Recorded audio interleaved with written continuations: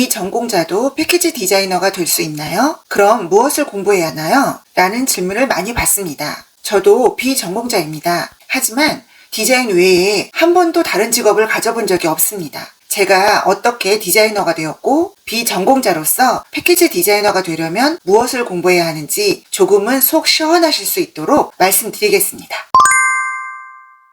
저는 디자인을 학원에서 공부했습니다. 그림을 그리며 색의 조합을 공부하였고 그리드 시스템을 통한 레이아웃 방법을 공부해서 취업을 하였습니다. 그때는 온라인을 통해 나를 홍보하거나 구인 광고를 찾기가 어려운 시대였는데요. 무슨 깡이었는지 모르겠지만 포트폴리오와 자소서를 만들어서 충무로 기획실들을 무작정 찾아다니며 나 자신을 홍보하고 다녔습니다.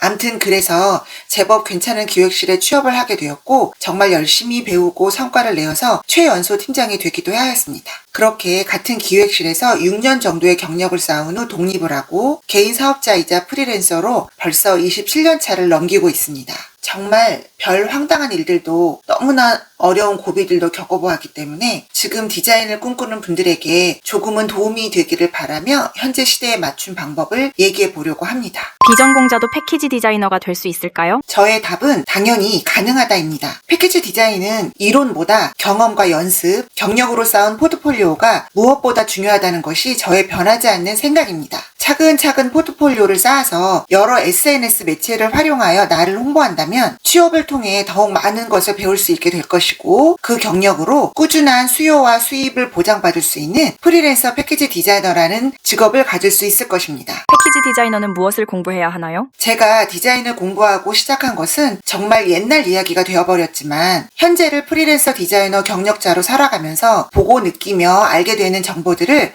기준으로 말씀드리겠습니다. 비전공자로 패키지 디자이너가 되기 위해서는 우선 프로그램, 어도비 일러스트, 어도비 포토샵은 기본으로 배워야 합니다. 그리고 패키지의 역할에 대한 이해, 색의 조합과 인쇄 도수의 개념, 칼선 도면, 즉 다이컷의 이해, 그리드 시스템 이해와 레이아웃 연습, 종이 종류와 인쇄 개념 이해, 후가공의 종류와 활용 이해, 패키지 디자인 파일 작업 연습, 패키지 디자인 진행 과정 이해, 이것들은 패키지 디자이너가 되기 위해 꼭 공부하셔야 하는 기본 매뉴얼들입니다. 패키지 디자이너는 어디서 어떻게 공부해야 하나요? 사실 현재의 패키지 디자인을 전문으로 가르치는 학원에 대한 정보는 정확히 알지는 못합니다. 학원 수료 후 취업 등의 도움은 분명히 받으실 수 있을 것으로 봅니다. 하지만 제가 제안드리고 싶은 것은 학원에서 공부를 하시더라도 실제 10년 이상의 경력을 가진 현직 디자이너에게 실전, 실무에 대한 정보와 노하우, 그리고 본인의 작업을 직접 체크받을 수 있는 강의 또는 과외를 하시는 것이 빠르게 익히실 수 있는 방법이라고 꼭 추천드리고 싶습니다. 디자인 아이디어 실력은 어떻게 키울 수 있나요? 챕터 2에서 말씀드린 공부들은 아이디어를 표현하기 위한 수단이고 기술일 뿐입니다. 좋은 디자인을 위한 아이디어를 키우기 위해서는 우선 패키지의 역할을 이해하여야 하는데요. 패키지는 제품을 보호하고 제품을 이해시키고 동시에 특장점을 잘 보여주어서 판매를 유도할 수 있는 광고 역할을 하여야 합니다. 여러 가지 레퍼런스 등을 통해서 패키지의 역할을 어떻게 표현했는지 공부하고 나만의 디자인을 연습해야 합니다. 동시에 가능한 많은 분야의 패키지들을 보고 만져보며 경험하여 디자인을 표현한 방법, 일러스트, 색의 조합, 차별성, 트렌드 등의 감각을 늘려가야 하고 실제 칼선 도면에 디자인 파일 작업을 가능한 여러 번 작업해보고 체크받아 보아야 합니다.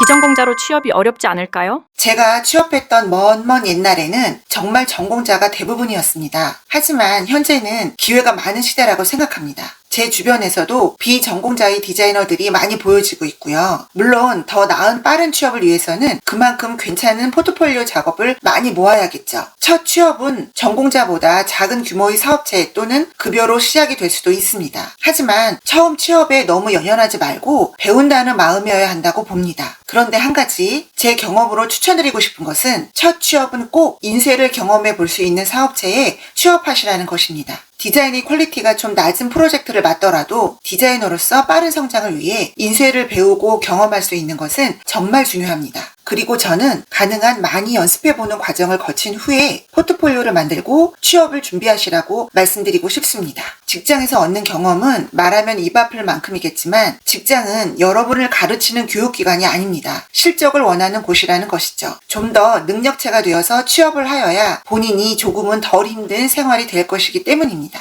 그와 동시에 본인만의 포트폴리오를 위한 작업을 꾸준히 하여야 합니다. 제가 여러 번 포트폴리오 얘기를 하게 되는데요. 디자이너에게 포트폴리오는 전부라고 해도 과언이 아니기 때문입니다. 직장 생활과 동시에 본인만의 포트폴리오 SNS 홍보를 꾸준히 하여야 하며 이로 인해 더 나은 직장으로 업그레이드 또는 프리랜서로 발전할 수 있을 것입니다. 많은 직업 중에서 패키지 디자이너를 꿈꾸시거나 관심 있으신 후배님들께 괜찮은 도움이 되셨기를 바랍니다. 다음에도 꼭 필요한 이야기 갖고 올게요. 안녕. 디자이너에겐 포트폴리오가 전부다 라는 말을 정말 여러 번 했던 것 같은데요. 디자이너라는 직업을 가진 이후 한 번도 의심해보지 않은 생각입니다. 오늘은 그 이유를 자료를 통해 보여드리려고 합니다. 저는 꽤 오랜 기간 포트폴리오 블로그를 운영해오고 있는데요. 덕분에 상위 노출 같은 광고비 안 들이고 현재는 거의 상위 노출되고 있습니다. 그래서 프리랜서에게 포트폴리오 홍보 활동이 얼마나 중요한지 알려드리기 위해 포트폴리오 블로그를 통한 신규 디자인 오더로 얼마의 수입이 생겼는지 살짝만 공개해 보려고 합니다.